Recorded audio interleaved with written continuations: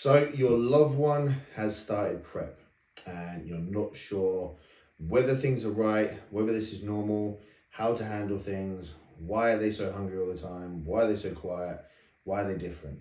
Now, I thought today's YouTube would be a little bit more insightful to give a little bit more guidance and information to the other side of competing or competitors. So this one's more aimed at the mums, the dads, the brothers, the sisters, the partners who maybe are not sure what to expect in prep, are not sure how their athlete is feeling or how their athlete is responding to their prep.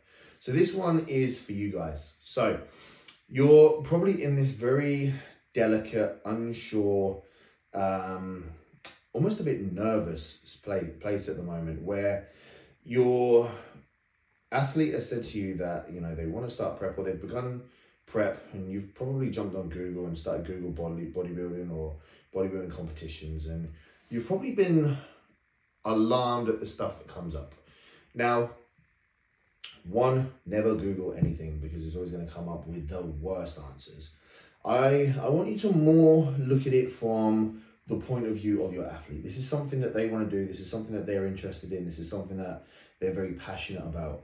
Bodybuilding isn't something that can be half-assed. It can't be done in a spare half an hour. It's something that takes up a lot of someone's time. And if someone wasn't truly invested or truly passionate about this thing, then they just wouldn't do it because it is very, very taxing. So firstly, you have to understand the importance of what they're about to do to them. You might not understand the bodybuilding, you might not understand the thought process behind it, the processes of almost like self-punishment that goes behind it. But to the athlete, it's something that's actually very, very important to them and something that will probably teach them more about themselves in regards to their identity, their confidence than anything ever before. So they need reassurance, they need support more than anything else. I understand it's a very weird concept, people getting incredibly hungry, incredibly lean, incredibly tired to stand up on stage and be assessed upon their physique. It is very backwards, but it's something that means a lot to us. So what to expect and what to be mindful of. So your athlete is going to be very, very tired. They're going to be very, very hungry. They're probably going to seem irrational at times. They're going to have emotions through the roof. This is all very, very normal. What they're doing is very, very intense. It takes a lot of time. They will be balancing their normal day-to-day activities such as work, friends, family, as well as doing this, which is constantly planning meals, eating meals, thinking about meals because they're so hungry. Probably lack of sleep as well, because when the body is in that level of stress, it is something that happens quite often. Also, hormones can be suppressed. Also, appetite's going to be through the roof. They are going to be very, very, very touchy. It's completely normal. It's something that is to be expected. Now, again, you're probably sitting there shaking your head thinking, why is my daughter or why is my son doing this? We don't do it to punish ourselves. We do it for the journey, the lesson, the self-accomplishment and achievement at the end of it.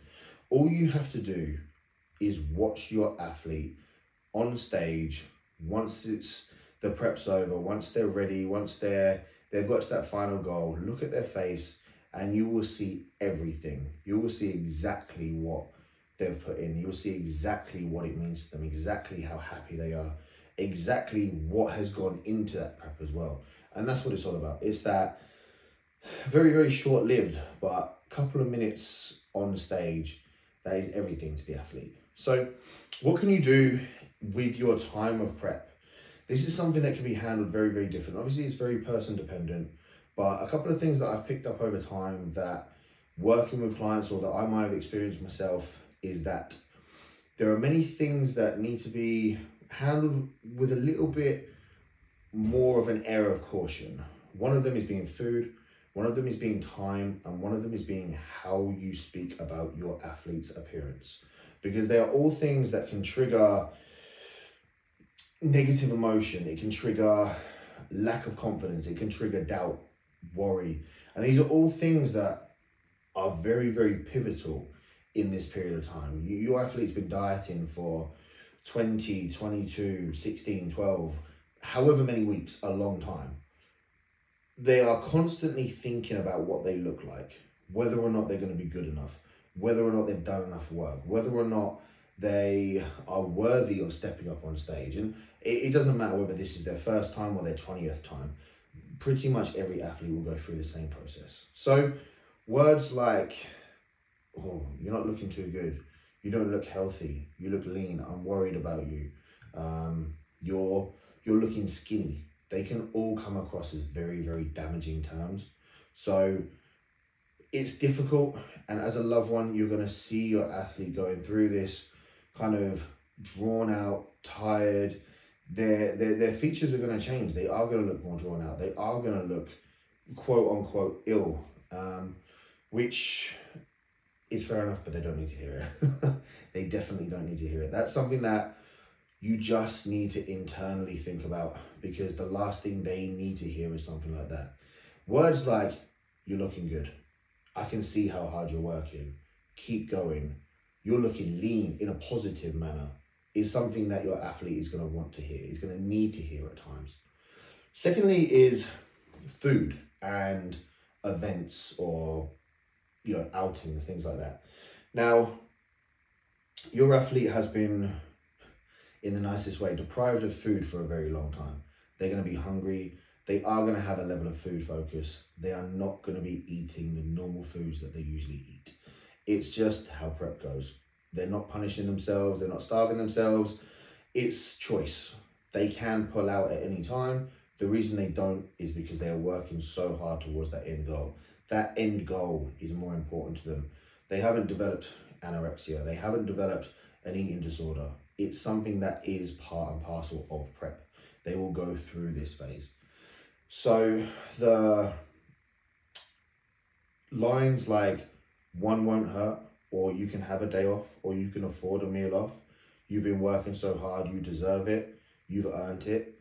Things like that, again, can be very damaging, can be very misleading, can be very confusing for an athlete. They're not at their end goal yet. They have been tirelessly working, don't get me wrong. They work day in, day out, but something like prep takes 100% consistency. You can't cheat it, you can't fake it, you can't. It's one of the only sports that you get everything that you put in out of it. If you don't give it 100%, then you're not going to get 100% back. Your athlete needs to be able to step up on that stage at the end of their prep and say, do you know what? I have done everything I was supposed to have done. Wherever I place today, doesn't matter, because I know I've done the best that I can. I've presented my best in the way of never skipping anything, never changing anything. Everything has been done, completed, 100%. Also, where your athlete has been deprived of food for so long, their food focus is going to be very, very high. So to have someone turn around and say, it's okay, you can have it, is going to be very, very confusing for them, and probably something they don't need to hear, because they're already having this internal battle with themselves of, oh, I just want this, I just want this, I just want this. The one won't hurt line is probably one of the most damaging lines that you can use, because this athlete has been convincing themselves that it's just for prep. Once prep's over, then they can enjoy this downtime. Then they can have this switch off time, which is very, very well warranted. I encourage all my clients, all my athletes, to take time away from bodybuilding, take time away from the stage, take time away from the gym after a show, to give back to the family, to give back to the loved ones that potentially have felt a little left out at times. And it's not that they're leaving you out, it's the fact that they're just focusing on themselves while they're going through this prep. It can be a very isolating place because a lot of people don't understand it, but it doesn't have to be, because you only have to speak to a room full of bodybuilders and they will all be laughing and joking, and it's like a massive family because they all understand.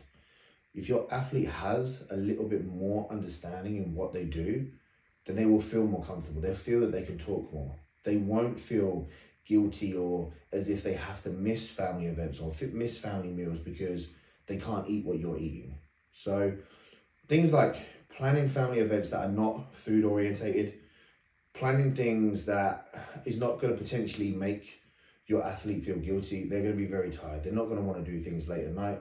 They're going to be thinking about going to bed at probably like 8, 9 o'clock because they haven't been sleeping well.